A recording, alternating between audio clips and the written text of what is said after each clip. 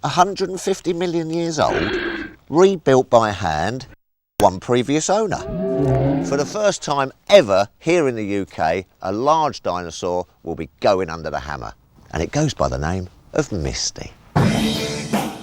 At 17 metres long, 5 metres tall and containing almost 100 fossils, Misty is a truly spectacular Diplodocus. She was excavated from a quarry in the USA by German paleontologist Raymond Aldersdorfer back in 2009. Amazingly, it was Raymond's children who found Misty. While he was digging in a well-known boneyard, they went off to play nearby. Later that day, they announced that they had found a huge bone. Errol Fuller is curator of the auction that are putting these bones under the hammer. The man that dug it up is a friend of mine. I rang him up and said, have you got anything that would be suitable for the sale? And he said, yeah, I've got a Diplodocus, do you fancy that? Me and 2 other people spent a whole day putting it back together into the form that you see it now.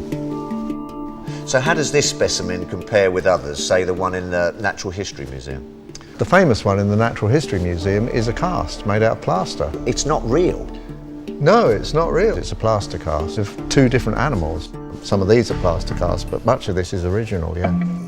But not everyone thinks that prehistoric fossils should be sold at auction. Whenever a fossil gets sold at auction, there's the possibility it could end up in a private collection. And as a scientist, it's quite frustrating.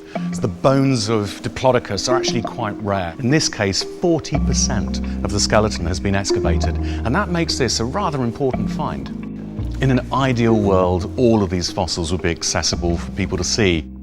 Before most auctions, prospective buyers get a chance to come in, look around to see what they'll be bidding on. But who wants to buy a 17-metre sauropod? What's a sauropod?